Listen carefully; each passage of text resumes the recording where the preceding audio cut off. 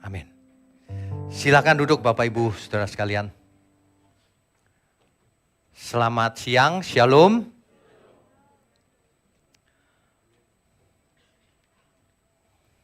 Bicara soal iman itu tidak sederhana. Sebenarnya iman itu bisa dibahas panjang lebar. Nanti Bapak Ibu bisa mendengarkan sesi 1 juga ya untuk melengkapi ya. Iman itu apa sih sebenarnya? Sebagai orang percaya kita sudah sering mendengar kata iman. Tetapi apa sebenarnya? Sebab ada banyak orang yang tidak mengerti dengan benar selama ini.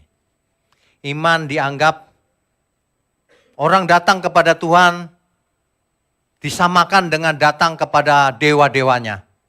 Kalau dahulu dia biasa datang ke dukun, minta rezeki.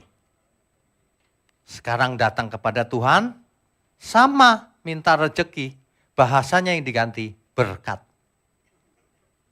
Kalau dulu kepada dukun dia hanya bertransaksi.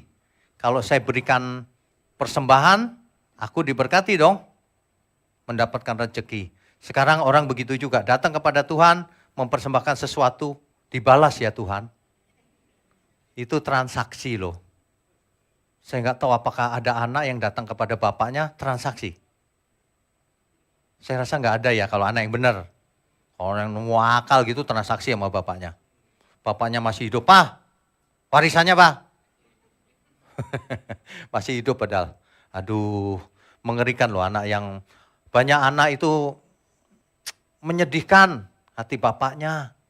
Mestinya kan anak itu membanggakan ya, ini anakku. Mesti gitu. Ini enggak loh.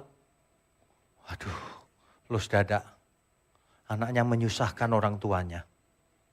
Sebaliknya ada yang kebalikan. Bapaknya nyusahin anaknya.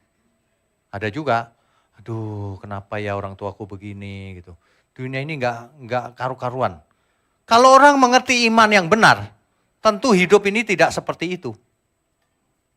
Tuhan tidak menginginkan seorang pun binasa. Bahkan Tuhan tidak menginginkan seorang pun pikirannya salah. Cara hidupnya salah. Pola hidupnya salah. Kebanyakan orang kalau membayangkan iman tuh begini loh.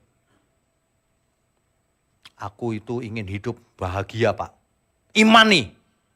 Wow, imaninya sambil gini, imani sambil ngotot-ngotot gitu. Dia pikir iman itu bisa pakai otot. Imani kok ngotot-ngotot itu maksudnya apa? Iman disamakan dengan kekuatan pikiran. Disamakan dengan hipnosis. Bukan. Iman bukan itu sama sekali. Ada ajaran yang, kamu pengen apa? Pengen rumah? Katakan dengan iman katanya. Loh, pengen rumah katakan dengan iman. Emang bisa iman rumah diimani? Enggak bisa. Lagi pula iman itu bukan terhadap rumah. Iman itu terhadap Tuhan. Bayangkan kalau seseorang beriman, apa yang ia bayangkan? Nah itu dia. Kalau ia membayangkan rumah berarti dia salah. Sebab iman itu hubungan kita dengan Tuhan. Ada amin? Iman itu hubungan kita, relasi kita dengan Tuhan. Mau dijadikan relasi macam apa? Apakah transaksi? Apakah anak terhadap Bapak? Apakah umat terhadap Allahnya? Atau antara umat dengan dukunnya, dewanya? Banyak orang tidak merasa. Banyak orang merasanya itu Allah itu baik bisa dipergunakan sembarangan. Dulu ya saya nggak tahu sekarang masih ada apa enggak. Dulu ada orang kalau berdoa malam mau tidur ya. Tuhan aku mau tidur. Tolong jagai ya pintu depan. Pintu belakang. Jendela-jendela rumahku. Bahkan genteng Tuhan. Kau pikir Tuhan itu jongo semua apa? Emangnya satpam Tuhan. Itu contoh ajaran yang salah itu. Mestinya kalau kita mengerti ya Tuhan. Aku mau tidur Tuhan. Udah cukup. Emang Tuhan mau diajarin apa? Kan kita milik Tuhan. Amin gak nih? Gak usah aneh-aneh ya kalau berdoa ya. Tuhan aku mau tidur. Kalau gini boleh. Tuhan aku mau tidur nih. Aku tidak tahu apakah besok aku bisa bangun apa enggak. Loh, kalau enggak bangun lagi gimana? Ada banyak orang tidur enggak bangun lagi loh. Kalau aku enggak bangun lagi ya Tuhan. Aku mau ketemu Tuhan. Tapi kalau aku bangun lagi, aku mau belajar lagi Tuhan, mengerjakan kehendak Tuhan. Kan begitu mestinya ya. Gak usah takut mati. Kalau takut mati belum benar kita. Sebagian iman malah diarahkan ke dapat rezeki yang berupa mamon. Ada yang khotbah, kamu pasti jadi sultan. Ikut Tuhan jadi sultan katanya. Padahal ikut Tuhan banyak yang hidupnya susah loh. Kerja keras. Ya. Kalau baca Alkitab itu jangan terlalu naif. Ada ayat yang berkata begini, orang yang rajin akan menjadi kaya. Orang yang malas akan menjadi miskin. Benar emang. Itu prinsipnya benar. Tapi tidak berlaku untuk semua orang. Sebab ada kasus-kasus udah kerja keras seumur hidup. Gak kaya-kaya juga. Sebab ada ayat lain yang berkata, ada yang rajin mengumpulkan harta tapi tidak kaya juga. Makanya yang penting itu kebenaran. Miliki iman yang benar. Ya, miliki iman yang benar. Orang dunia itu atau orang yang mengaku percaya tapi tidak mengerti kebenaran karena tidak diajar kebenaran, itu bisa salah. Mereka bisa nyanyi lagu rohani ini. Banyak orang mencari bahagia, naik dan turun, gunung dan lembah. Kerja keras, naik gunung, ke lembah, kemana-mana, banting tulang, untuk supaya dapat uang banyak. Setelah uangnya banyak dapat, dia udah tua, udah sakit-sakitan. Lalu ia mau bayar lagi, kembalikan kesehatanku, berapapun dibayar. Udah gak bisa balik juga kan? Tragis kan? Kenapa orang mengejar uang? Karena filosofinya gini. Orang bilang asal banyak uang, hati senang, semua jadi gampang. Wah, enak bener hidup ya. Banyak uang jadi gampang katanya. Enggak juga, tergantung. Kalau beli sayur, beli rumah jadi gampang. Tapi kalau hidup benar, belum tentu gampang. Makin kaya makin gak gampang. Karena makin kaya makin pelit biasanya. Kurang terus. Kurang Tuhan. Udah 100 M kurang. Temanku 1 triliun. Yang sudah 1 triliun pernah gak dia bilang, aku puas. Ada? Gak ada. 1 triliun ini kurang Tuhan. Kurang terus. Suatu hari kurang Tuhan, sikringnya putus. Jangan sampai begitu ya. Kalau kita punya banyak, ingat itu milik Tuhan. Hidup ini dibikin enak bersama Tuhan. Jangan ngotot maunya sendiri. Nanti malah celaka nanti. Mari kita lihat Alkitab. Kejadian 15 ayat 6. Kejadian 15 ayat 6. Ya. Itu maka percayalah Abraham kepada Tuhan. Tuhan huruf besar. Artinya itu YHWH. Maka percayalah Abraham kepada YHWH, Sang Adonai, Tuhan. Percaya di ayat itu dipakai kata Ibrani 3 huruf mati. Alef, Mem, Nun. Dari 3 huruf mati ini bisa dibentuk beberapa kata. Tetapi itulah iman yang benar. Yang pertama, katanya artinya Alef Mem Nun ini artinya believe. Believe itu percaya. Itu believe. Yang kedua artinya trust. Trust itu artinya aku percaya bukan dengan logika saja, tapi aku percaya nih Tuhan. Memberikan diri. Itu iman yang benar itu memberikan diri. Itu trust. To prove to be firm. Kokoh iman itu. Bukan sebentar pindah agama, sebentar balik lagi, sebentar pindah agama lagi, sebentar lagi bingung, sebentar lagi jadi ateis, lama-lama gentayangan dia. Itu namanya bukan iman. Iman itu firm, kokoh. Reliable iman itu. Reliable itu artinya bisa diandalkan. Bisa dipercaya. Kalau kita diberi jabatan seorang bendahara, tidak korupsi, bisa dipercaya. Itu iman. Kalau seorang bendahara ngomong Yesus, Yesus, tapi korupsi, biar sekecil apapun, itu namanya bukan iman. Ya, Ingat baik-baik, alef, mem, nun itu unsur-unsur iman itu. Jangan cuma, percaya Pak aku dengan otakku, sudah. Loh, iman kok cuma begitu? Iman itu dalam, saudara, pengertiannya. Nah, yang terakhir, faithful to, iman itu setia. Tidak akan berkhianat. Setia, itu iman. Jadi kalau ada suami-suami yang tidak setia pada istrinya, dia tidak beriman. Iman itu unsurnya setia. Jadi kalau ada orang yang tidak setia sama Tuhan, itu tidak beriman. Dia lebih mencintai mamon. Itu di hadapan Tuhan selingkuh itu. Itu tidak setia. Dia berani hidup dalam dosa, itu tidak setia sama Tuhan. Kalau setia itu nggak berani, aku setia Tuhan. Ibarat suami setia sama istrinya itu nggak berani lirik-lirik tetangga. Tetangga lebih hijau kayaknya. Nggak berani, itu setia namanya. Ya, nggak berani menyakiti hati. Nah, makanya iman itu melibatkan seluruh hidup kita. Bukan cuman di pikiran, yang penting aku percaya. Iman itu seluruh hidup kita.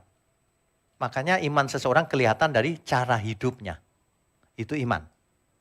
Cara hidupnya bagaimana nih? Nah, hari ini sudah tidak banyak yang membahas iman begini nih. Karena iman dibonsai sama beberapa banyak pengajaran. Yang penting kalau ikut Tuhan itu enak. Yang sakit sembuh. Bahkan tidak pernah sakit. Tidak pernah masuk rumah sakit katanya. Seorang anak yang gak bisa bahasa Inggris, didoain. Nanti tiba-tiba pintar bahasa Inggris. Yang gitu-gitu bohongnya itu. Itu pembohong besar itu. Itu yang merusak umat percaya. Pikirannya jadi mistis. Aneh-aneh. Kita itu kerja keras.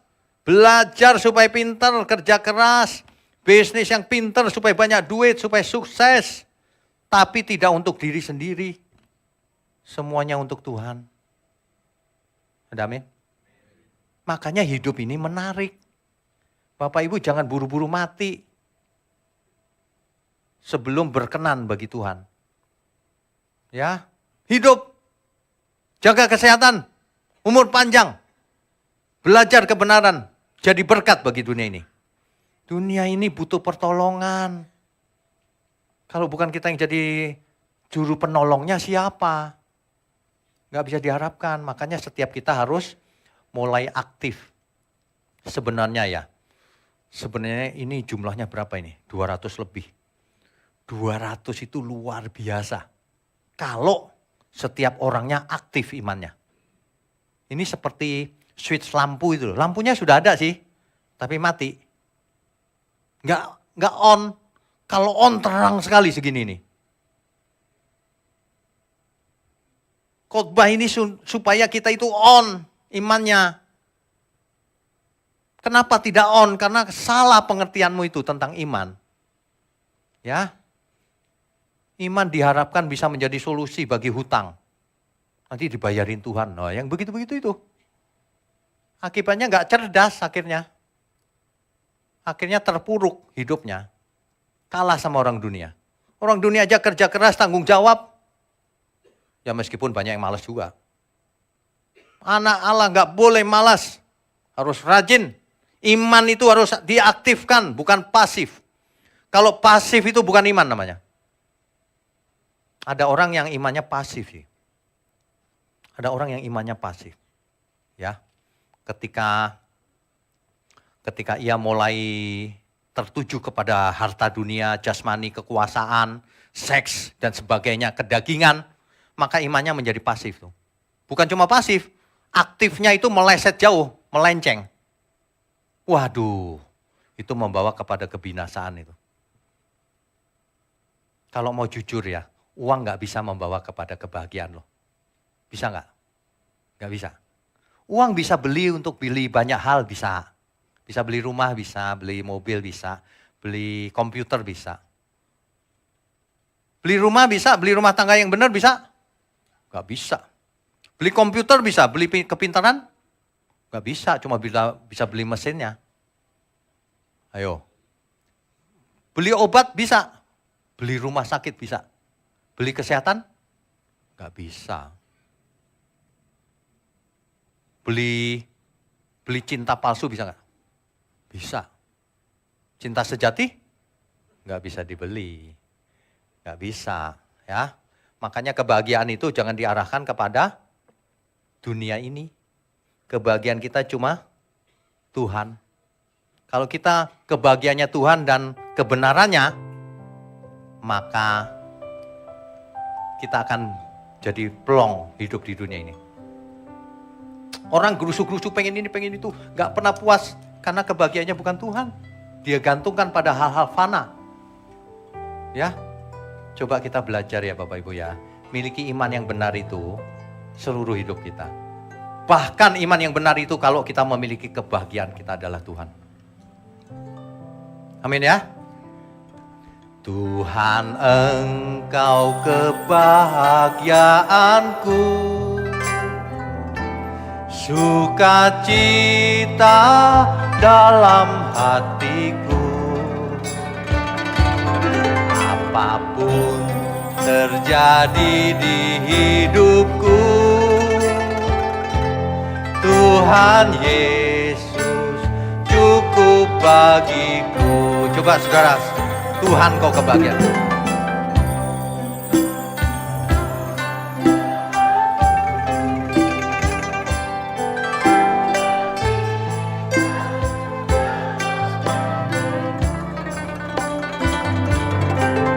Apapun terjadi di hidupku, Tuhan Yesus cukup bagiku.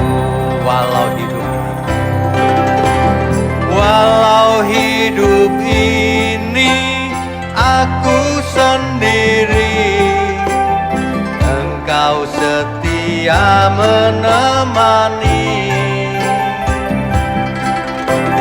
Walau tiada harta dan kehormatan, Tuhan kekayaan abadi. Tuhan itu kekayaan yang abadi loh saudara. Kekayaan dunia ini fana. Kelihatannya sangat berharga. Tetapi fana. Fana itu artinya sementara. Ketika kita mau nanti menutup mata, semua itu lenyap.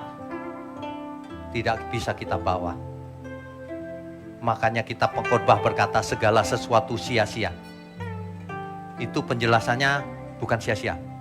Segala sesuatu berlalu sangat cepat. Hidup ini singkat. Itu artinya. Hidupku ini singkat Tuhan. Makanya semuanya akan menjadi sia-sia. Kalau kita tidak punya kebahagiaan, kita adalah Tuhan. Iman itu harus diresapi dengan perasaan. Bukan hanya dengan logika. Perasaanmu bagaimana, bahagia enggak engkau memiliki Tuhan? Kalau tidak, berarti kau tidak beriman. Ya, hayati lagu ini saudara. Ya, kita itu kalau nyanyi itu ya, sampaikan ini sama Tuhan. Seperti kita komunikasi dengan Tuhan. Ya, Tuhan Engkau kebahagiaanku, sukacita dalam hatiku. Apapun terjadi di hidupku, Tuhan Yesus cukup bagiku. Walau hidup ini aku sendiri, Engkau setia menemani. Walau tiada harta dan kehormatan, Tuhan kekayaan abadi. Saudara bisa menghayati hal ini, Tuhan itu memang kekayaan kita, saudara. Mau dinilai dengan berapa itu, tak ternilai harganya. Tuhanlah kekayaan kita. yang kekal, yang abadi. Ketika kita menutup mata, semua kita lepas dan kita bertemu dengan kekayaan kita yang abadi, Tuhan sendiri. Sayang sekali orang yang meninggal tidak bisa kita wawancara. Seandainya bisa diwawancara, ya, gimana bro?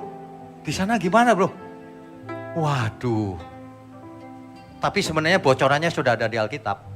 Sebenarnya sudah ada. Itu Tuhan Yesus yang menceritakan orang kaya dan Lazarus. Lazarus bersama di pangkuan Abraham. Bersama Tuhan.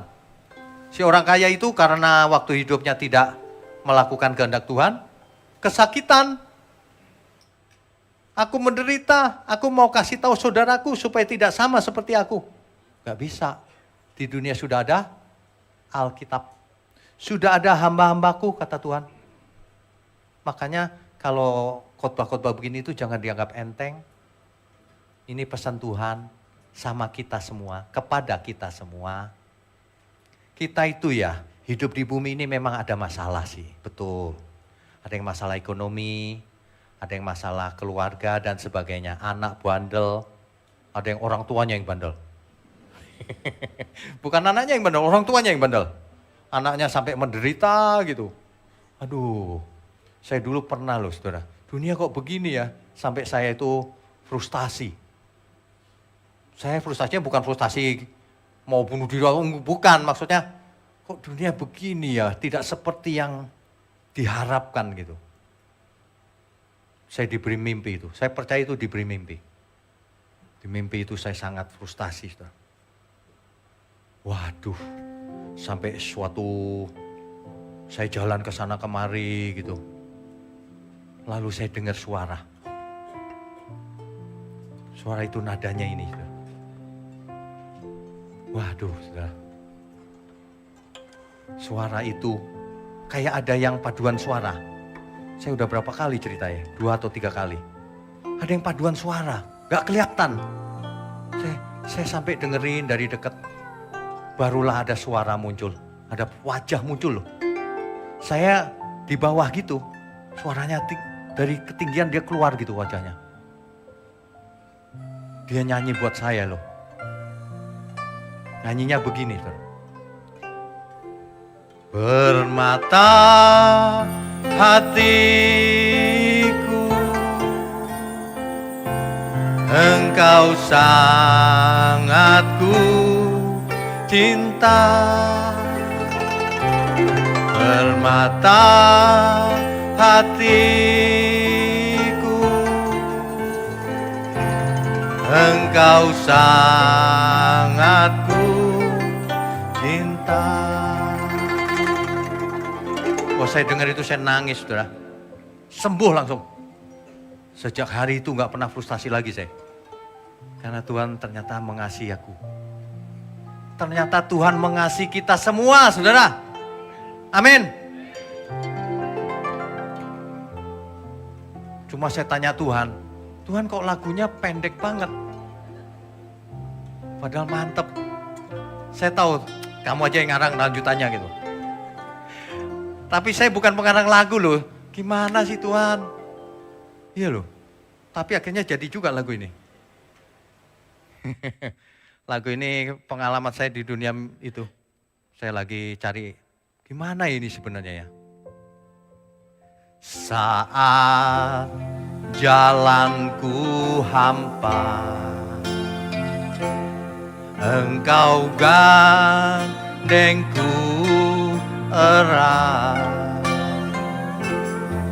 Saat jalanku sesat, engkau tarikku kuat. Kala sepi mencekam jiwaku, engkau bernyanyi untukku. Kala rindu menderu-deru, engkau datang kepadaku. Permata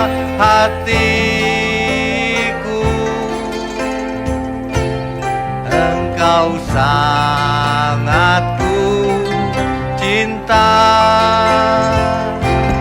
permata hatiku. Engkau sangat ku cinta. Saudara, segala sesuatu mungkin bagi Tuhan. Jangan pernah ada di antara kita yang depresi. Jangan ada di antara kita yang merasa kesepian. Mungkin suamimu atau istrimu sudah dipanggil Tuhan, tapi ia ada bersama Tuhan.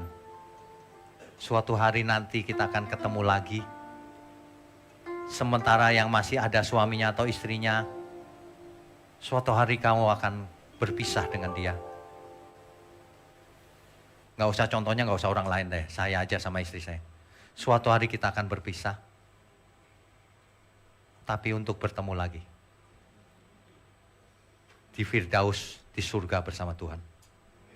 Amin ya. Oleh sebab itu, mari kita miliki iman yang benar. Kalau iman kita benar, kita tidak akan frustasi, depresi dan sebagainya. Meskipun banyak masalah. Seperti Alkitab berkata, meskipun aku berjalan dalam lembah kekelaman, aku tidak takut bahaya. Karena gadanya yang menghibur aku. Itu iman yang benar tuh begitu. Meskipun pohon ara tak berbunga, kambing domba terhalau, hilang dari kandang, tapi aku akan bersorak-sorak bagi Tuhan. Itu baru iman yang benar. Sekalipun dagingku dan hatiku habis lenyap, tapi engkaulah gunung batuku, bagianku selama-lamanya. Itulah iman. Bukan begini, aku kalau iman nih aku punya rumah nanti. Punya jodoh, tahun depan punya jodoh. Aneh. Iman diarahkan ke yang gak benar. Bukan keinginan itu gak benar, bukan. Nanti Tuhan pasti kasih pada waktunya. Jangan dikaitkan sama iman segala. Apalagi ke enteng jodoh segala. Aduh, saya kalau lihat saya cuma geleng-geleng aja. Ada KKR nih. Saudara kalau mau mengalami kasihnya Tuhan, berikan uangmu sekarang juga. $2.000, bahkan lebih. Gila. Lah sekian ribu dolar kali segini berapa ini? Dikantongin. Ngajar bukannya yang benar. Gak perlu berikan uangmu. Berikan hatimu untuk Tuhan. Itu yang paling benar. Ada amin ya semua ya? Berikan hatimu untuk Tuhan semua. Tuhan tidak ingin uangmu. Tuhan ingin hati kita. Tuhan inginkan hidup kita. Kalau kita berikan hidup kita untuk Tuhan, nanti iman kita akan hidup. Seperti lampu itu di on. Cek. On. Langsung ngerti. Tadinya gak ngerti. Begitu di on gitu. Loh. Di sekelilingku banyak orang yang membutuhkan pertolongan. Loh, hidup ini anugerah dari Tuhan. Waduh, aku sungguh bahagia hari ini memiliki Tuhan. Hidupku ini enak. Saudara tahu nggak? Kalau saudara disuruh makan restoran setiap hari menunya itu terus. Di hari ketiga kira-kira apa? Pasti muntah. Nggak enak. Sebaliknya, kalau di hari ketiga dikasih tempe goreng sama sambal, wah enak banget nih. Wah, kebahagiaan itu gak tergantung dari nilai materi. Ya, hiduplah sederhana, saudara. Hiduplah sederhana. Sederhana itu bukan pakaiannya cumpang-camping, bukan itu. Sederhana itu cara berpikirnya sederhana. Puas dengan anugerah yang Tuhan berikan. Terus berusaha, miliki iman yang benar. Ya, iman bukan cuma di pikiran. Kalau iman cuma di pikiran itu imannya sebagai teori saja. Itu bukan iman, itu teori. Banyak orang berteori. Aku sudah percaya, Pak. Ada orang saya tanya, percayamu bagaimana? Percaya. Tuhan tahu isi otakku, aku percaya dia. Oh ini jenis percaya yang logika nih. pasti dia tidak mencintai Tuhan. Padahal kita berkata barang siapa tidak mencintai Tuhan, dia terkutuk. Jangan bilang percaya. Kalau cuma percaya, iya aku percaya Yesus Tuhan. Setan juga percaya. Bahkan setan tahu, takut dia. Manusia percaya, di mulut saja. Lidah tak bertulang. Coba lidah dikasih tulang. Nggak bisa ngomong, kita kaku. Aduh, lidah tak bertulang, ngomong apa aja, iya. Amin. Waduh, amin lagi. Ingat, alef mem nun artinya itu. Kata pertama yang bisa jadi dari 3 huruf itu namanya emunah. Emunah itu artinya ya saudara. Emunah itu artinya yang pertama steadfastness. Steadfastness itu stabil. Iman itu stabil, tidak sebentar buat dosa, sebentar tobat, sebentar kumat lagi, sebentar tobat. Itu bukan iman. Iman itu stabil. Ya. Iman itu steadfastness. Trustworthiness. Bisa dipercaya. Itu iman. Kamu jadi suaminya si A. Kamu bisa dipercaya nggak oleh Tuhan jadi suaminya si A? Kalau bisa dipercaya kamu pasti stabil. Pasti kau nggak lirik kuntilanak. Banyak orang suaminya, istrinya sendirian di rumah, rumahnya gede, makan sendirian. Suaminya kemana bu? Gak tahu tuh, jalan-jalan di mall. Loh kok ibu nggak diajak? Sama kuntilanak dia. Kuntilanak lagi, aduh, kasihan deh. Manusia itu cari penyakit. Itu suami pergi sama kuntilanak, emang dia happy? Happy sebentar. Tunggu aja hari tuamu. Nanti anak-anak gak suka sama kau. Kau menyakiti mamaku. Makanya Alkitab berkata, jangan kau sakiti hati anakmu, sehingga tawar hati. Menyakiti anak itu. Mamanya atau papanya disakiti sama pasangan hidupnya. Antara lain begitu. Ya, faithfulness. Iman itu faithful, setia. Ya. Honesty. Iman itu unsurnya kejujuran. Kalau ada orang yang tidak jujur, gak usah ngomong iman. Itu omong kosong. Ya. Di dunia ini banyak orang yang gak jujur, saya sedih lihatnya. Alkitab berkata, Taurat dibatalkan. Seluruh dunia ngelawan saya. Taurat kok dibatalkan? Loh Alkitab kamu gak jujur sih. Gak jujur sih jadi orang. Alkitab gak mau dibaca. Pura-pura gak tahu. Padahal gak ada dasarnya mereka nyerang saya.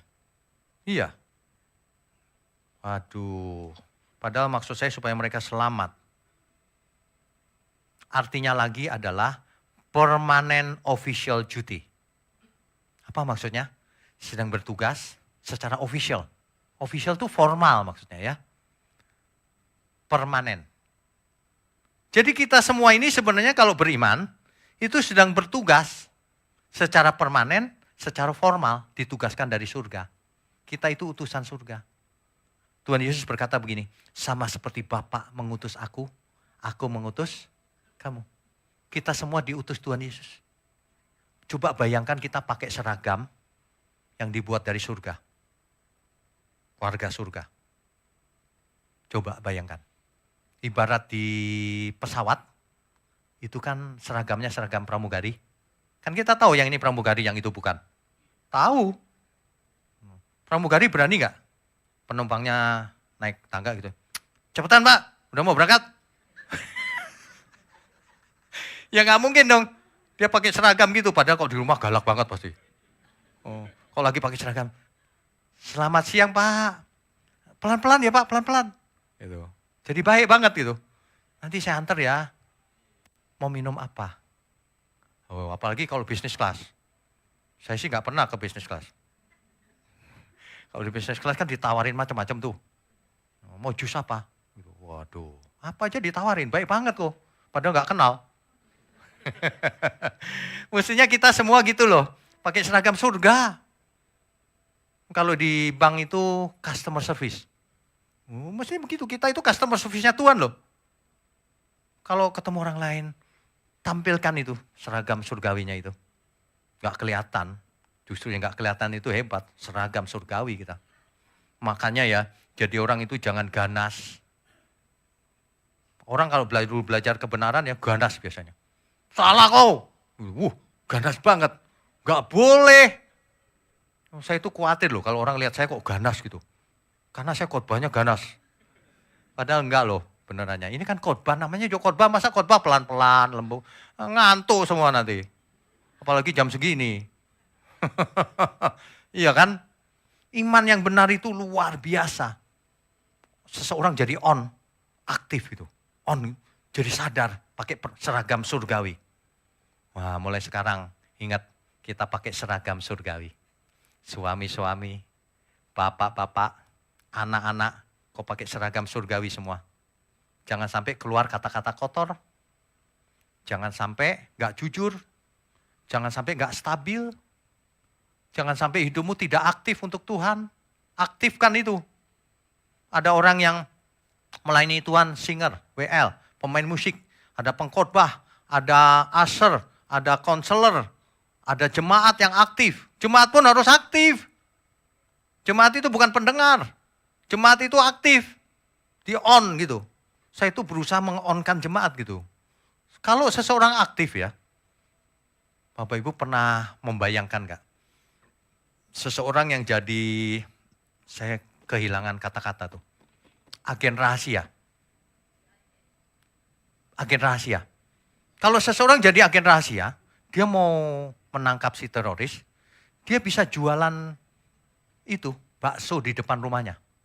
Jualan bakso, Pak. Gak ada orang tahu. Itu padahal agen rahasia itu. Dia jualan bakso aja. Dia sering beli bakso, terus aja gitu.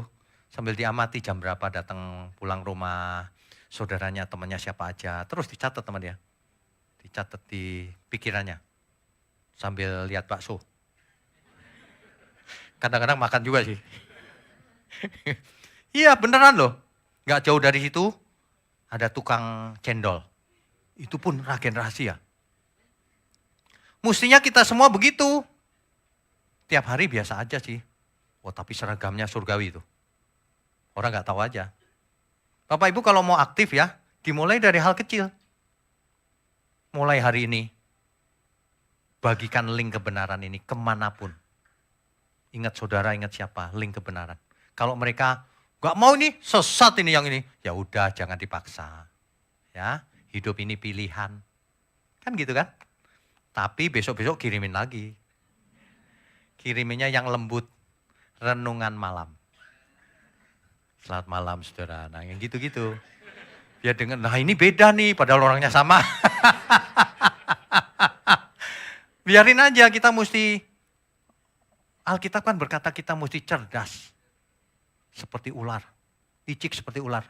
Tapi tulus seperti merpati. Liciknya licik baik untuk kebaikan. Supaya dia akhirnya, iya ya, baru ngikut. Iya, banyak orang dengar aja enggak, tapi sudah ambil kesimpulan. Rugi sendiri dia. Kan gitu sebenarnya. Hidup ini apa yang dicari sih? Kalau bukan keselamatan, sambil kita mencari keselamatan, sambil kita kerja, sambil kita bisnis, sambil kita hidup. Menarik jadinya. Sambil kita mengalami lembah kekelaman. Nikmati saja itu. Saya beberapa kali cerita ya, saya kalau sakit nih saudara, saya nikmati loh. Mungkin baru satu orang yang ngomong gini ya, lagi sakit gitu di rumah, demam atau sakit semua badan. Saya, aduh, sakit tuh gini ya rupanya ya. Saya rasain lah, kan gak sakit terus-terusan kan. Cuma sehari paling saya rasain gitu, gak enak loh sakit. Saya bilang sama istri saya, makanya yang manusia gak boleh sombong. Ini sakit gini aja udah gak bisa apa-apa nih. Iya, tapi saya bisa menikmati sakit loh. Beneran. Sakit ya sakit nih. Saya lagi sakit sekarang. Tapi bukan flu, jangan khawatir. Tapi saya nikmati. Iya ya, sakit bagianku ini gitu ya. Gitu. Hidup ini mesti plong kalau imannya benar. Baik kita sakit, baik kita sehat atau apapun. Tuhan beserta kita. Percaya amin? Lah terus apa masalahnya kalau gitu? Sakit aja Tuhan beserta kita. Kalau Tuhan beserta kita, iman kita tidak takut apapun. Aku tidak takut. Mau setan gondoruwo suruh sini. Setan pocong, semua suruh keluar sini kalau berani. Gak ada yang berani. Gak ada yang berani. Ngapain takut? Iman yang benar tuh gitu, gak takut apapun. Kecuali takut berbuat dosa. Nah itu baru iman yang benar. Kebanyakan orang kebalik. Takut sama setan. Takut sama gondoruwo pocong. Tapi gak takut berbuat dosa. Kebalik. Kok manusia itu suka kebalik-balik ya? Heran loh. Hari ini kita bicara soal iman, jangan terbalik-balik ya. Ingat, kemanapun kita pergi, seragamnya itu kepake terus loh. Kepake terus loh Pak. Ada seragam surgawi itu. Ya, ingat baik-baik itu. Satu lagi, alef mem nun itu bisa membentuk kata yang namanya emet. Emet itu artinya kebenaran. Kalau Bapak Ibu baca ayat 1 Petrus 2 ayat 24. Di situ dikatakan, oleh bilur-bilurnya kamu sudah sembuh. Banyak orang bacanya sebagian kecil. Padahal kalau lengkap kita dapat hikmatnya. Ia sendiri telah memikul dosa kita di dalam tubuhnya di kayu salib. Siapa itu? Tuhan Yesus. Supaya, kalau ada kata supaya itu artinya akibatnya, kesimpulannya. Supaya kita, kita di situ siapa saudara? Saya gitu ya. Belum tentu. Kita di situ coba dibaca, dijelaskan tuh. Yang telah mati terhadap dosa, hidup untuk kebenaran. Jadi kita di situ adalah orang yang telah mati terhadap dosa, yang gak hidup di dalam dosa lagi, dan hidupnya untuk kebenaran, barulah statement itu benar. Oleh bilur-bilurnya kamu sudah sembuh. Sudah sembuh itu artinya sudah tidak hidup dalam dosa lagi, dan hidupnya untuk kebenaran. Itu maksudnya iman itu emet itu kebenaran. Hidup dalam kebenaran. Mati terhadap dosa. Itu barulah iman yang benar. Nah gitu loh ya. Yesaya 65 ayat 16. Allah disebut Allah yang setia kalau dalam bahasa Indonesianya. Dalam teks aslinya itu the God of truth. Allah kebenaran. Iman itu hubungannya sama kebenaran. Jadi kalau hari ini kita lihat di YouTube banyak sekali yang nyerang-nyerang, terus bikin hoax, dipotong-potong video lalu dinarasikan, dijahat-jahatin gitu. Itu tidak beriman orang itu. Karena iman itu kebenaran. Dia meng-create hoax. Dia membuat hoax untuk membunuh karakter seseorang. Kan kalau video saya sering dipotong-potong tuh, dijelek-jelekin. Nah itu orang-orang yang melakukan itu pasti tidak beriman. Karena definisi iman itu jujur, menampilkan apa adanya. Ini dipotong-potong. Terus dinarasikan seolah-olah kita itu salah banget gitu. Dah, satu lagi, kalau mengkritik, tidak mengkritik isinya. Mengkritik orangnya langsung. Wah, Bapak ini apa sih? Gitu. Loh, kok apa sih? Isinya bener nggak yang diomongin? Sayanya nggak penting isinya.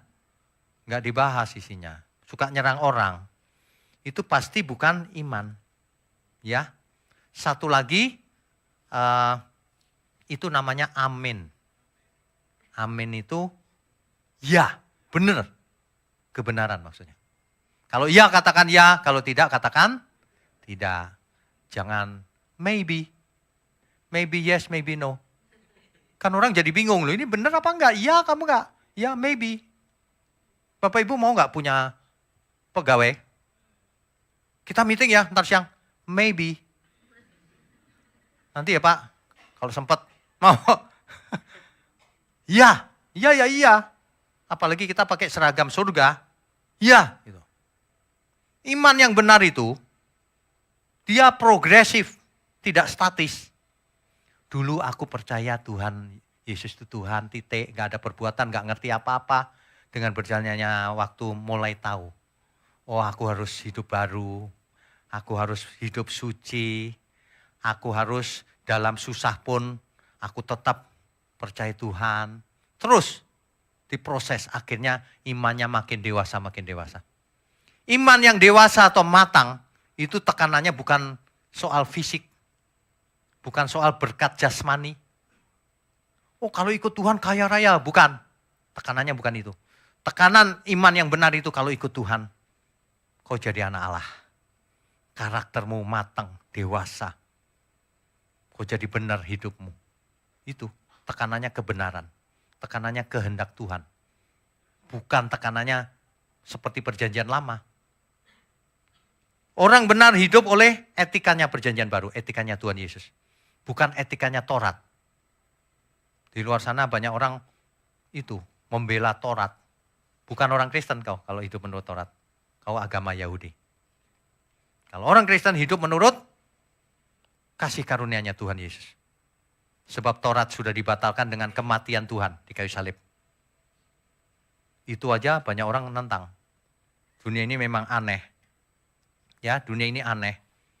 Iman yang benar itu bukan hanya pengakuan di mulut atau setuju dengan logikanya, bukan, seluruh hidup kita. Itu iman yang benar. Jadi kalau saudara cuman aku percaya sih, percayamu itu percaya apa? Cuma setuju toh.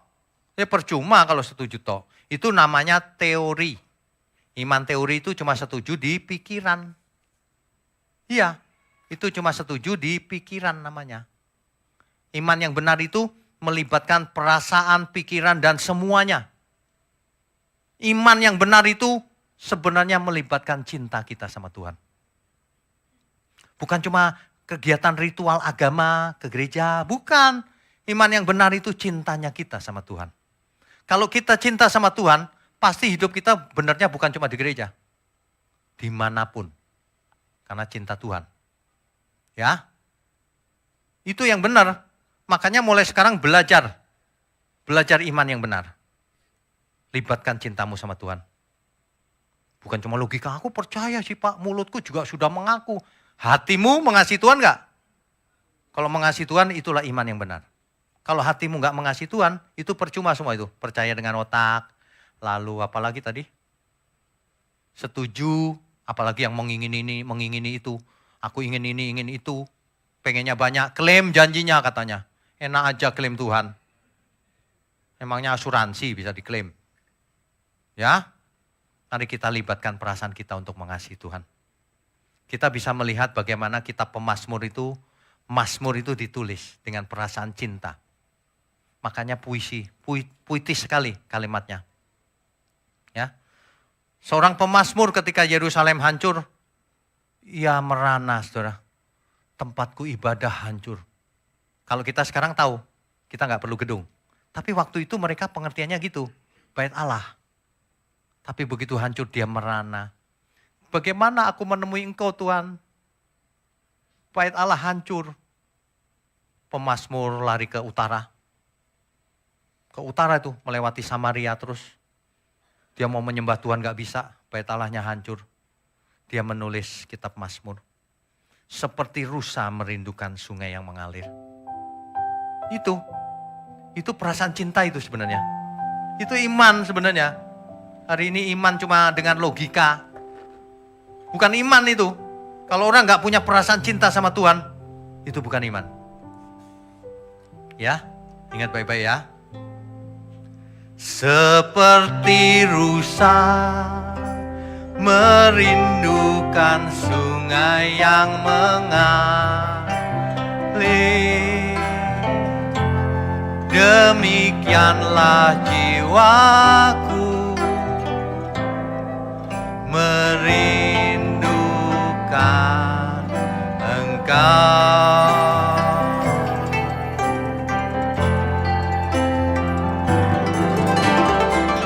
Tuhan Rajaku, padamu sangat haus jiwaku.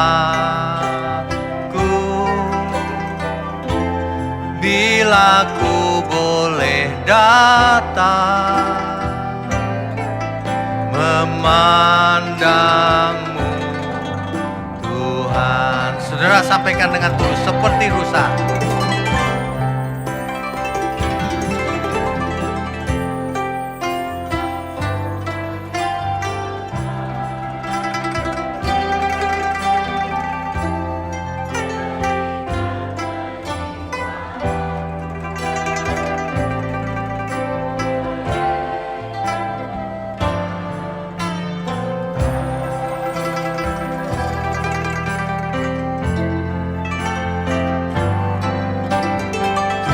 Tuhan Rajaku, padamu sangat haus jiwaku.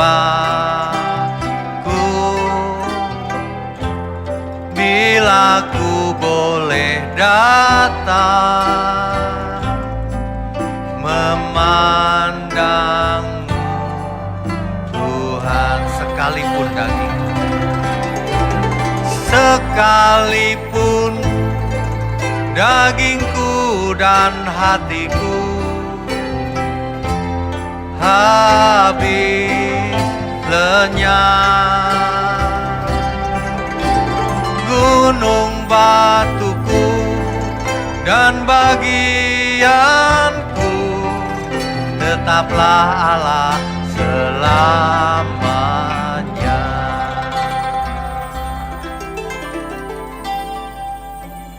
Kita harus belajar memiliki iman yang dewasa, yang memakai akal budi, yang memakai segala perasaan kita, yang memakai semua yang ada pada kita, waktu kita, harta kita, semuanya. Itulah cinta yang benar. Kalau cinta hitung-hitungan, itu bukan cinta. Kalau ada seorang pacar yang ngajak makan bakso yuk, ayo. Setelah makan bakso, ponnya dibagi 2.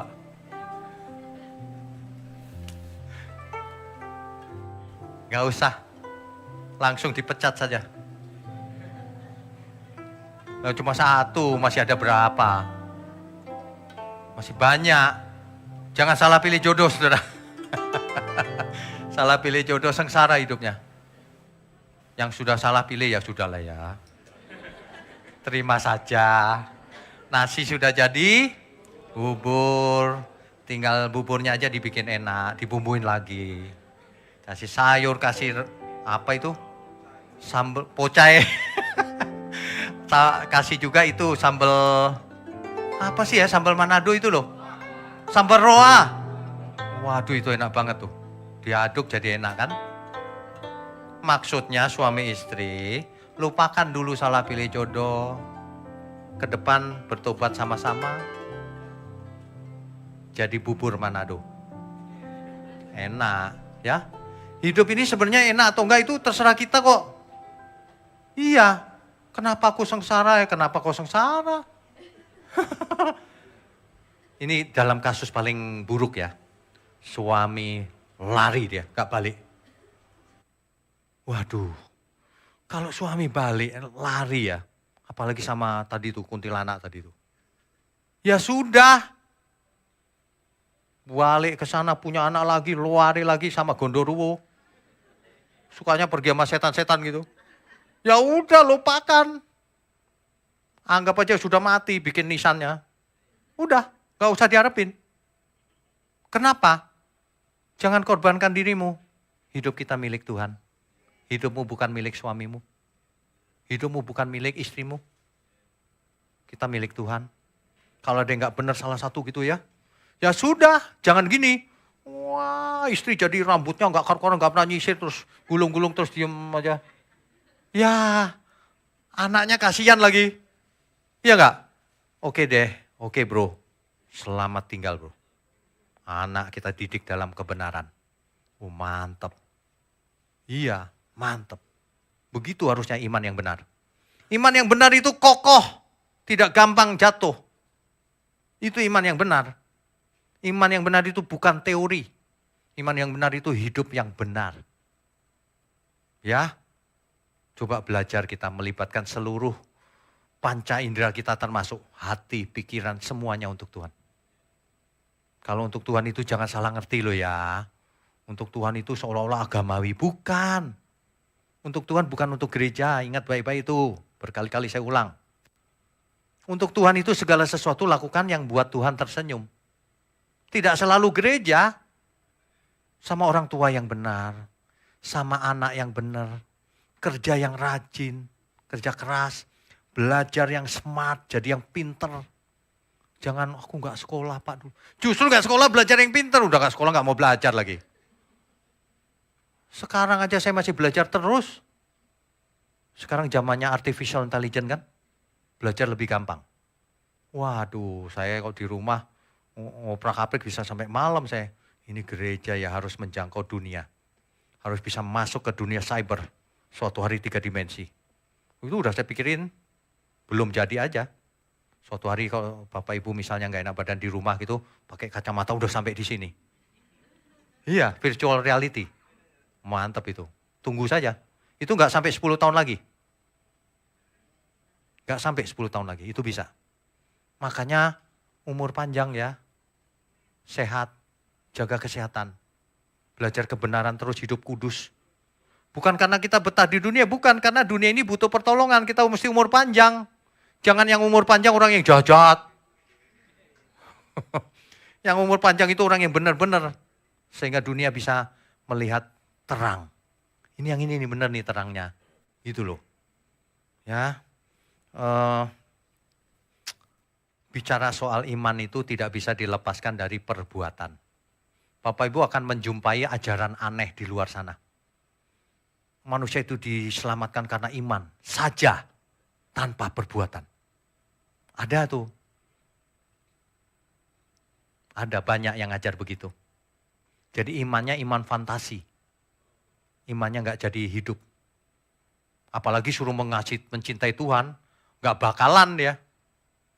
Aku mengasihimu Tuhan. Nggak bakalan, nggak pakai perasaan. Pakainya cuma logika. Hati-hati tuh yang ketemu yang begituan. Iman perbuatan tuh nggak menyelamatkan Pak, katanya gitu. Yang menyelamatkan hanya iman. Rupanya dia nggak pernah baca Alkitab. Kitab Yakobus terutama. Kitab Yakobus itu sangat lengkap, jelas. Yakobus 2 ayat 14 sampai 26 nanti dibaca sendiri lengkapnya. Saya akan bacakan 3 ayat saja, ayat 22 misalnya. Yakobus pasal 2 ayat 22 ya. Sebentar. Yakobus pasal 2 ayat 22. Atau ayat 20 dulu. Rupanya di zamannya Yakobus itu sudah banyak manusia yang bebal. Sehingga Yakobus nulis begini. Hari ini banyak banget yang bebal. Ini cocok buat mereka. Suruh baca kencang-kencang. Hai manusia yang bebal, maukah engkau mengakui sekarang bahwa iman tanpa perbuatan adalah iman yang kosong? Ngotot loh sama saya. Tetap aja dikasih ayat ini tetap ngotot gitu. Gak tahu apa yang salah ya. Di otaknya itu apa yang salah gak tahu.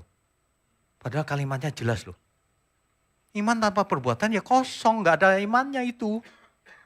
Ya. Ayat 24. Jadi kamu lihat bahwa manusia dibenarkan karena perbuatan-perbuatannya dan bukan hanya karena iman. GSKI itu pernah difitnah dulu. Itu mengajarkan iman ditambahin perbuatan nama dia. Padahal bukan kita yang nambahin perbuatan. Kau yang ngurangin perbuatan. Ini ayatnya ada jelas. Memang bukan semua perbuatan yang menyelamatkan, tidak. Cuma berbuat baik, nyumbang-nyumbang toh. Ya enggak, bukan itu maksudnya. Perbuatan baik yang di mata Tuhan itu adalah perbuatan melakukan kehendak Tuhan. Sebab barang siapa tidak melakukan kehendak Tuhan, enggak nyata perbuatannya untuk melakukan itu, dia tidak masuk surga. Karena bukan orang yang memanggil Tuhan-Tuhan yang masuk kerajaan surga. Tapi yang melakukan kehendak Bapakku yang di surga. Itu jelas loh padahal. Ayat 26. Sebab seperti tubuh tanpa roh adalah mati. Tubuh gak ada rohnya mati gak? Itu mayat namanya. Demikian jugalah iman tanpa perbuatan adalah mati. Mulai sekarang kalau ada orang yang imannya tanpa perbuatan, kita sebut saja iman zombie. Mati dia sebenarnya, cuma masih hidup. Itu iman zombie itu namanya. Oh, ada kitab Yakobus gak mau dibaca. Aneh. Oh, manusia makin lama makin aneh. Merasa pinter, lebih pinter dari Alkitab. Oh, Alkitab ngomongnya begini kok, tidak mau nurut. Aduh. Makanya terjadi apa yang saya sebut faith disorder syndrome. Kekacauan, sindrom kekacauan iman. Seseorang mengidap sindrom itu ketahuan gejalanya kelihatan. Ada 3 gejala. Kalau flu gejalanya apa? Pilek. Apalagi? Batuk. Kalau yang ini gejalanya apa? Penyakit sindrom, kekacauan iman. Yang pertama gejalanya. Iman itu menjadi dangkal pengertiannya. Kacau, dangkal. Yang penting mengaku dengan mulut, Pak, Yesus Tuhan udah selamat. Gitu, kacau imannya. Kalau pengertian dia begitu, dia nggak bisa bertumbuh imannya. Lah sudah mati dengan mulut aja, tanpa perbuatan pasti. Kacau ini pengertian ini. Dan ini merasuk ke banyak orang saya lihat. Orang ini punya penyakit ini nih karena ajaran yang salah. Ya, maka karena dia berpikir perbuatan itu apa aja nggak menyelamatkan, maka hidupnya tidak beretika. Maka kita bisa lihat di YouTube banyak orang nyerang-nyerang tanpa etika. Menyebut nama, ngata-ngatain, itu nggak punya etika itu. Secara dunia aja nggak lulus dia kalau diuji etikanya. Secara hukum dia bisa dimasukin ke penjara sebenarnya. Menyebut nama lalu jelek-jelekin. Itu perbuatan tidak menyenangkan itu. Itu melanggar etika itu. Dunia aja dilanggar sama dia, apalagi surga. Itu kacau imannya. Masa iman tanpa perbuatan? Masa cinta tanpa perbuatan? Cinta macam apa itu? Cinta fantasi itu. Ada yang mau punya pasangan cintanya teori. Secara teori aku mengasihimu mah. Loh kok secara teori? Benerannya kau cinta aku enggak? Iya, secara teori. Teori lagi. Bahkan teori itu enggak penting. Yang penting itu faktanya kau cinta Tuhan apa enggak? Pakai berteori, ini itu. Ya. Makanya orang-orang itu yang kacau imannya itu kasar ngomongnya. Suka menghakimi, padahal Alkitab jelas. Jangan kau menghakimi. Tapi dia menghakimi loh, membabi buta dia. Waduh, itu kacau itu imannya. Penyakit itu sebenarnya. Menghakimi. Lihat aja di YouTube komentarnya itu. Kelihatan. Makanya kita nggak mau nanggepin sama sekali. Lah sama orang sakit ngapain ditanggapi? Sakit jiwa ngapain ditanggapi? Ya. Hidupnya pasti tidak jadi berkat orang kayak begitu. Nggak jadi berkat. Karena apa? Karena tidak mengasihi Tuhan. Dia nggak melibatkan cinta sama Tuhan. Akibatnya ia tidak bisa hidup all out untuk Tuhan. Tidak bisa habis-habisan untuk Tuhan. Gak bisa. Pasti dia hitung-hitungan. Pasti dia suka khotbah yang kau kalau kesini diberkati. Angkat dompetmu. Nanti diisi Tuhan uang. Gitu.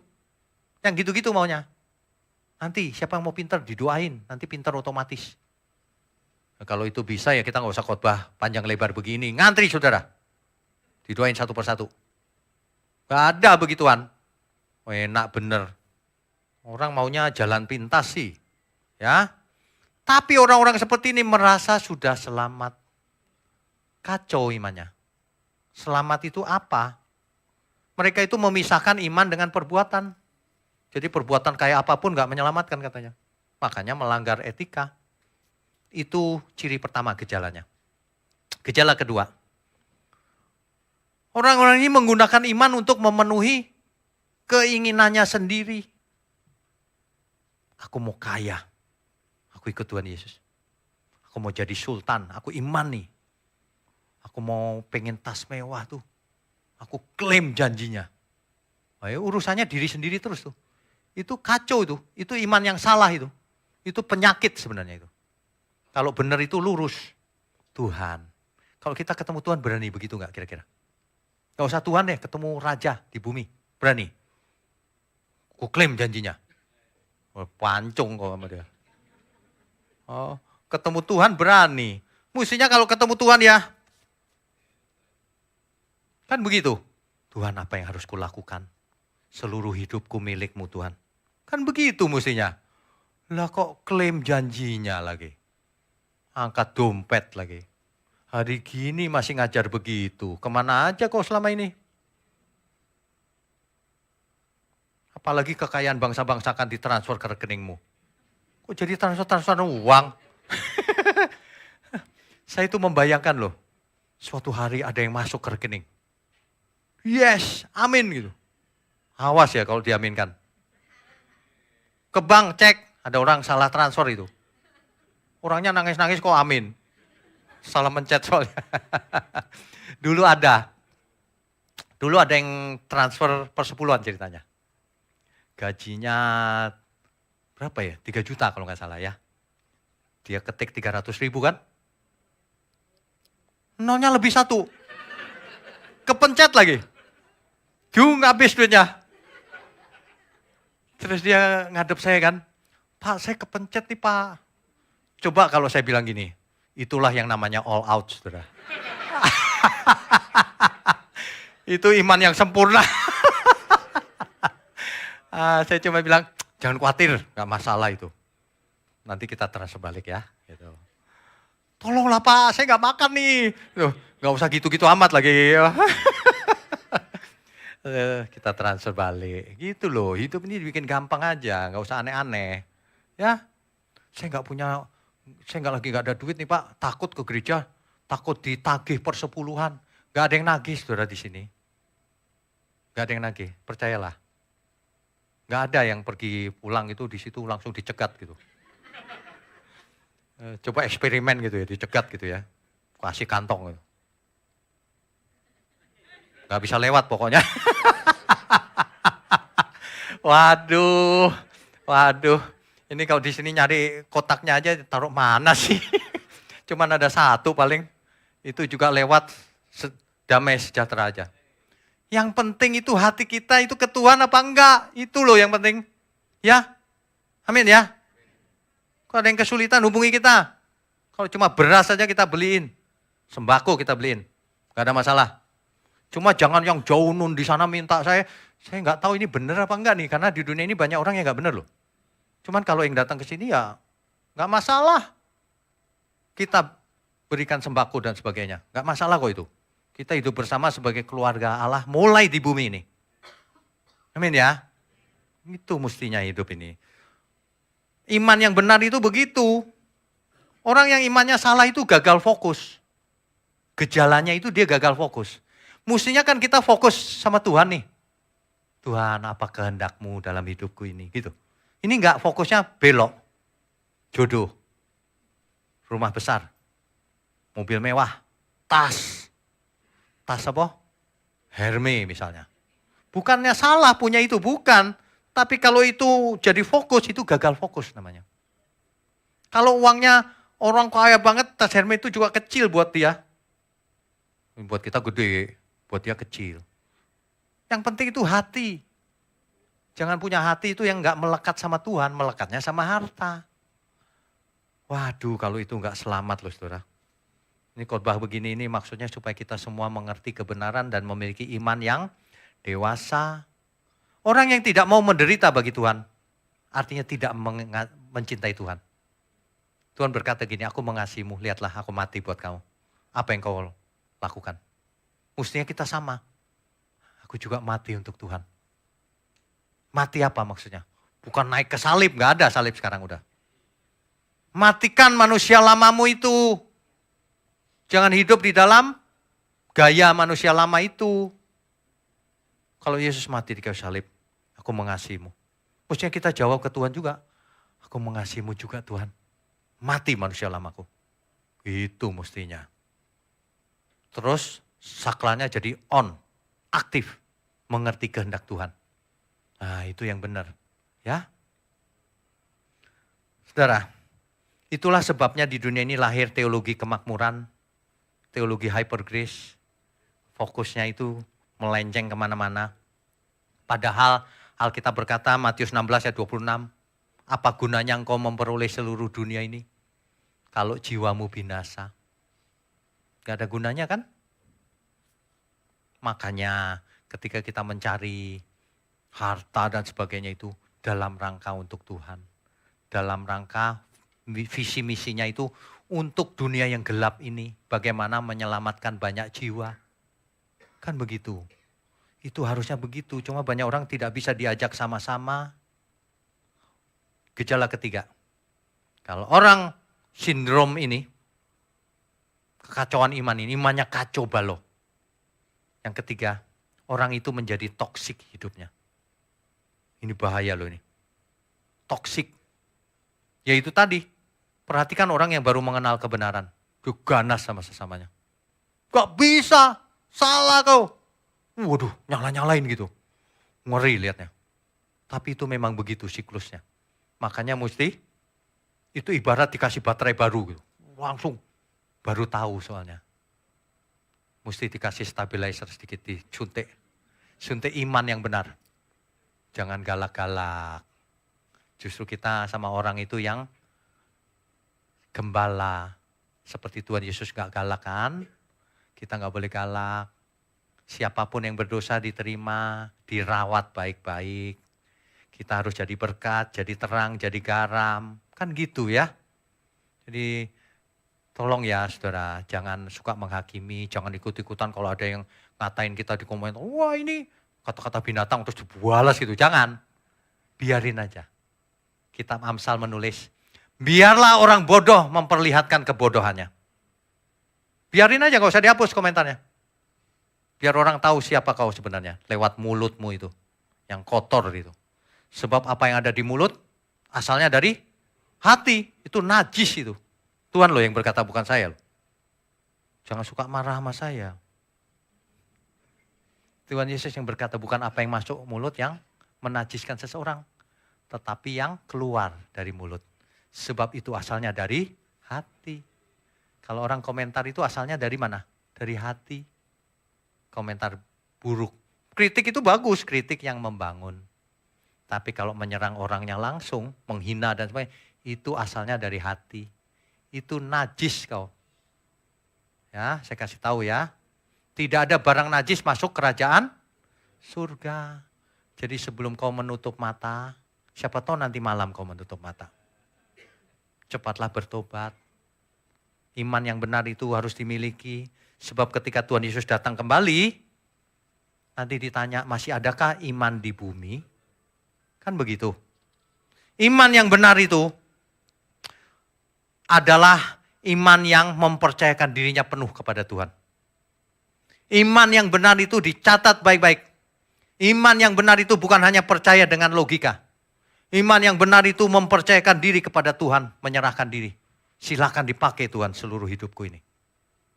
Iman yang benar itu melibatkan seluruh hidup kita. Melibatkan seluruh perasaan kita. Bukan cuma logika, semuanya. Logika jangan nggak dipakai juga. Kalau ada orang yang berkata, kalau ke gereja jangan pakai pikiran ya saudara. Jangan pakai otak ya. Tinggalin dia. Oh, itu pembohong besar itu. Kenapa dia bilang begitu? Supaya kau gampang ditipu. Jangan pakai otak. Padahal Alkitab, kasihlah Tuhan Allahmu dengan akal budimu. Dengan hatimu, perasaan juga. Dengan semuanya. Ya, hati-hati. Dunia ini banyak pembohong-pembohong yang licik. Orang suka ngatain saya menyerang. Bukan, saya ngajar. Kalau orang merasa ya kau sendiri berarti. Makanya bertobatlah. Jangan suka ngajar yang enggak-enggak. Iman yang benar itu kokoh, stabil. Bukan tahun ini ke sini, tahun depan udah pindah agama dia. Itu bukan iman namanya. Iman itu sampai mati kita tidak berubah. Tuhan hanya satu, Tuhan Yesus. Bapa kita hanya satu. Bapa kita yang di surga. Kan gitu. Iman yang benar itu kelihatan dari perbuatan kita, dari karakter kita setiap hari. 1 Korintus 10 ayat 31, baik engkau makan, minum atau apapun lakukan untuk Tuhan. Iman yang benar itu perjuangan. Bagaimana kita mengenakan kodrat ilahi. Bagaimana kita bisa hidup kudus, tak bercacat, tak bercela. Susah nih Tuhan. Aku dagingku ini suka, mataku aja suka lirik-lirik Tuhan. Gimana? Bisa kata Tuhan. Mau gak? Jawabannya cuma mau apa enggak? Kalau mau bisa. Nah itulah iman, kerjakan. Kerjakan supaya kita tidak perlu jatuh. Jangan pernah jatuh lagi mulai sekarang. Dulu udah jatuh berapa kali. Udah gak terhitung kan? Masa mau jatuh terus? Udah berhenti. Berhenti dari cara hidup yang salah itu.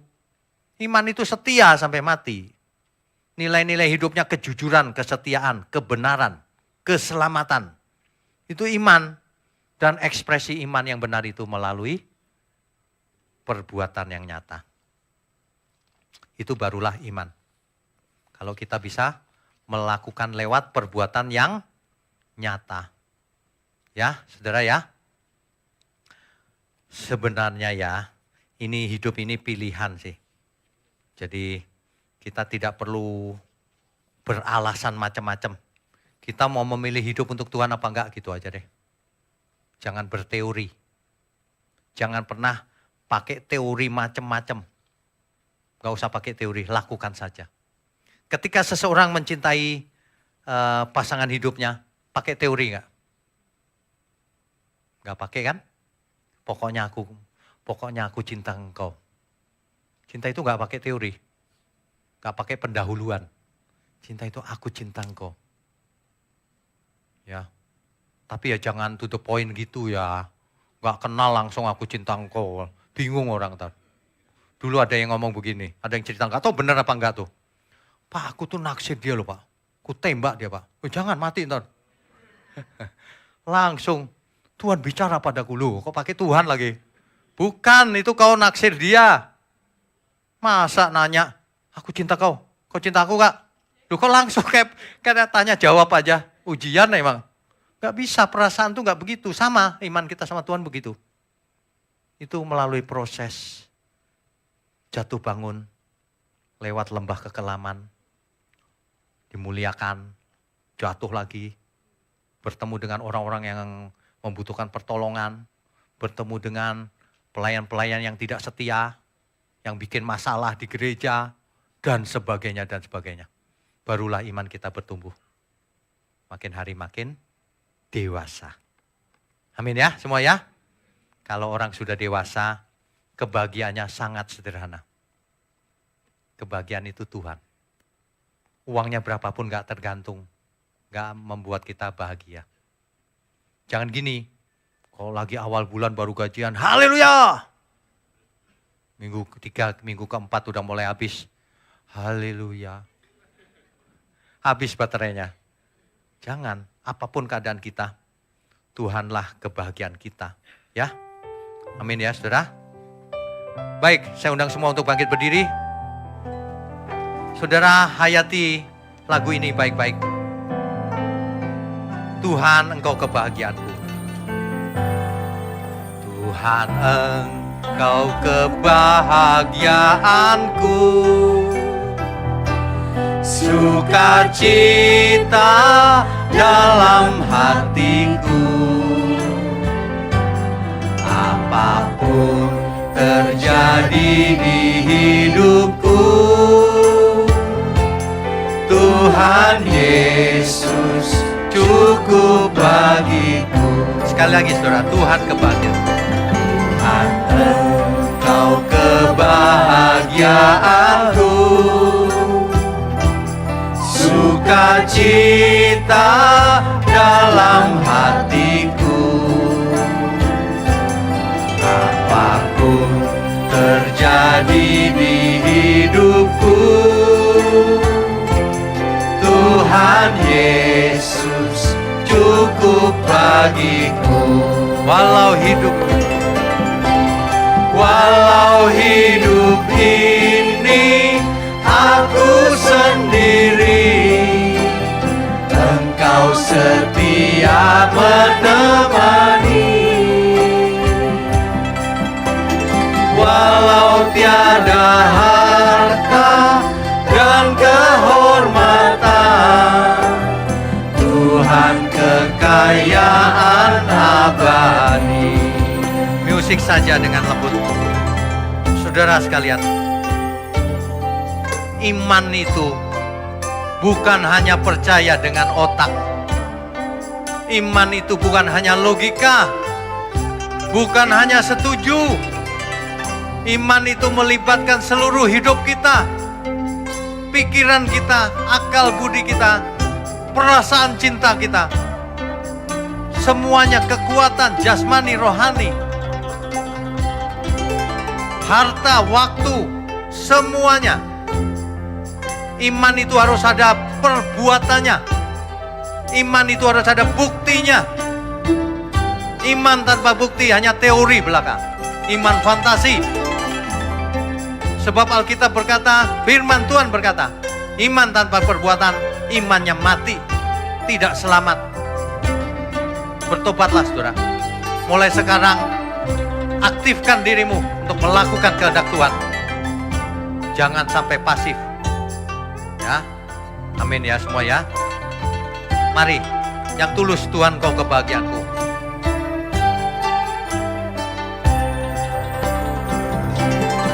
Tuhan engkau kebahagiaanku, sukacita dalam hatiku. Apapun terjadi di hidupku, Tuhan Yesus cukup bagiku. Walau hidup ini aku sendiri, Engkau setia menemani. Walau tiada harta dan kehormatan, Tuhan kekayaan abadi. Tuhan kekayaan abadi. Tuhan kekayaan abadi. Tuhan kekayaan abadi.